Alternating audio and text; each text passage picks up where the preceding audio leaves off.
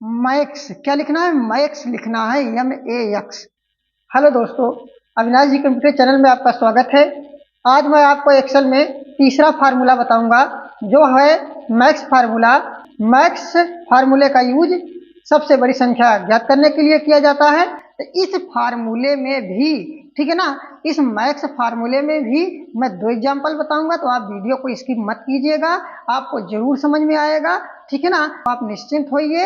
एक दिन में कुछ मतलब सारे चीज नहीं पढ़ा जा सकता है, धीरे धीरे ही आप जो है सारा चीज पढ़ सकते हैं हमारे साथ कंप्यूटर में। तो मैं लगातार बनाता रहूंगा, तो आप परेशान मत होइएगा। तो चलिए हम समझते हैं मैक्स फार्मूले को।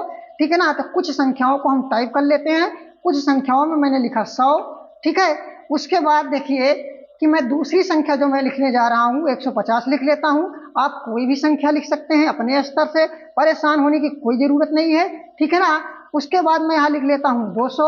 ठीक है ना, उसके बाद मैं लिख लेता हूँ यहाँ पर 350। ठीक है, 350 लिखता हूँ। और उसके बाद मैं लिख लेता हूँ यहाँ पर 50, केवल क्या 50। ठीक है ना, उसके बाद यहाँ लिख लेता हूँ मैं 175। ठीक है ना, 175 लिखा। उसके बाद यहाँ लिख सकते हैं 120। ठीक है, तो मैं कुछ छोटी संख्याएं लिख रहा हूं ताकि आपको अच्छे से समझ में आ जाए। तो आप कोई भी संख्या लिख सकते हैं, बड़ी से बड़ी संख्या लिख सकते हैं, छोटी से छोटी संख्या लिख सकते हैं। इसी पे मुझे फार्मूला लगाना है। तो ये देखिए कि मैंने 100 लिखा है, उसके बाद मैंने 150 लिखा है, उसके बाद मैंने 200 लिखा है, उसके बाद मैंने 350 लिखा है, उसके बाद मैंने 50 लिखा है, उसके बाद मैंने 175 लिखा है, उसके बाद देखिए कि 120 लिखा है। तो इन संख्याओं को हमने लिख लिया है। आप भी कोई भी संख्या लिख सकते हैं, कोई भी बदल सकते हैं संख्याओं को, कोई दिक्कत नहीं है, परेशान होने की कोई जरूरत नहीं है। केवल आपको बहुत बारीकी से अच्छे से देखना है, पूरा वीडियो देखोगे तभी समझ में आएगा। ठीक है ना, अब देखिए कि इन्हीं संख्याओं पर हम क्या करते हैं, मैक्स फार्मूले का प्रयोग करने जा रहे हैं। तो चलिए देखते हैं कैसे मैक्स फार्मूले का यूज किया जाता है। तो यहाँ पर हम जो है मैक्स फार्मूले का यूज करेंगे। यहाँ मैंने आंसर लिखा है, यहाँ पर मैंने जो है यहाँ पर जो है लगाने जा रहा हूँ कि मैक्स फार्मूले का प्रयोग किस प्रकार से किया जाएगा। चलिए इक्वल लिखते हैं, कीबोर्ड में इक्वल बना रहता है, आपको इक्वल प्रेस करना है। ठीक है ना, इक्वल प्रेस करने के बाद आपको करना क्या है, MAX लिख देना है कीबोर्ड से, MAX। मैक्स क्या लिखना है, मैक्स लिखना है, MAX।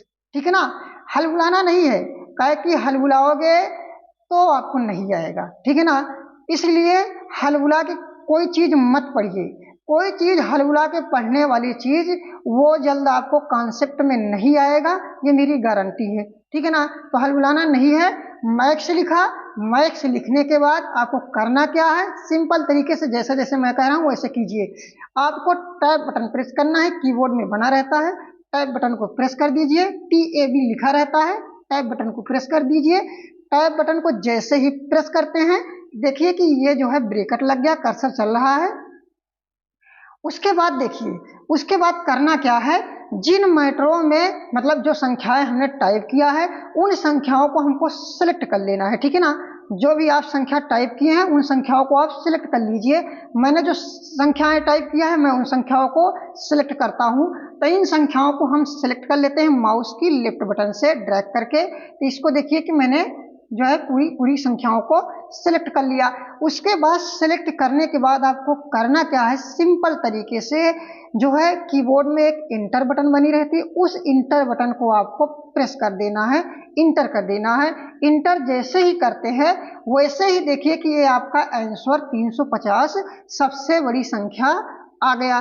तो देखिए कि अब चेक कीजिए क्या ये सही है कि नहीं। ठीक है ना, तो हम देखिए देखते हैं जिन संख्याओं को हमने टाइप किया है उन संख्याओं में क्या है मेरी 350 की संख्या बड़ी संख्या आई कि नहीं। तो देखिए यहाँ मैंने 100 लिखा है, यहाँ 150 लिखा है, और यहाँ मैंने 200 लिखा है, और यहाँ मैंने 350 लिखा है। ठीक है ना, उसके बाद 50, उसके बाद 175, उसके बाद 120। तो इन सारी संख्याओं में 350 ही सबसे बड़ी संख्या है। तो मैंने कहा ना कि मैक्स फार्मूले का यूज सबसे बड़ी संख्या ज्ञात करने के लिए किया जाता है, जो कि आपका परिणाम यहाँ सामने दिख रहा है। 350 इन संख्याओं में सबसे बड़ी संख्या प्राप्त हो गई। तो आप जो है अपने स्तर से संख्याओं को बदलकर बहुत सी ज्यादा से ज्यादा कम से कम संख्याओं पर एक्सपेरिमेंट कर सकते हैं, एग्जाम्पल बना सकते हैं। आप वर्क कर सकते हैं। तो ये सारे जितने मैं फार्मूले पढ़ा रहा हूँ बहुत ही इम्पोर्टेंट फार्मूले हैं, इसलिए हर फार्मूले को आप इम्पोर्टेंट समझकर पढ़िए और समझिए। मैं आपके लिए लगातार वीडियो बनाता रहूँगा। अभी मैं इसलिए नहीं बना पा रहा हूँ कि कुछ वर्क है, इस वर्क के कारण मैं आपको लगातार वीडियो नहीं दे पा रहा हूँ, तो मैं आपको लगातार वीडियो बनाता रहूँगा। तो जो मैं बना रहा हूँ उसका आप नोट्स भी बनाइए और अच्छे से पढ़िए। यदि आपको नहीं समझ में आता है तो हमारे कमेंट्स बॉक्स में ज़रूर लिखिए और मुझे कहिए कि मुझे ये नहीं समझ में आया। मैं उसका ज़रूर से ज़रूर भरपूर प्रयास करूँगा कि आपको समझ में आए। तो अब मेरा ये मैथ्स फार्मूले का जो है पहला एग्जाम्पल है। इसी मैथ्स फार्मूले के सेकंड एग्जाम्पल के साथ आपको मैं मिलूँगा अगले वीडियो में, तो जल्द ही मिलूँगा। तो यदि आज हमारा ये मैथ्स फार्मूला जो आज मैंने बताया है, आपको समझाया है, देखिए कि मैंने परिभाषा भी लिख देता हूँ आपके लिए और बता भी देता हूँ। भले ही मैं समय लेता हूँ समझाने और बताने में, ठीक है ना, भले भी आपको थोड़ा ऐसा बोरिंग लगता हो कि बहुत ज़्यादा बोलते बताते हैं, भले ही लगता हो, लेकिन मैं भरपूर प्रयास करता हूं कि समय लग जाए लेकिन अच्छे से समझ में आए। तो आज मैंने जो वीडियो आपके लिए मैथ्स फार्मूले को बताया है, उम्मीद करता हूं कि आपको समझ में आया होगा।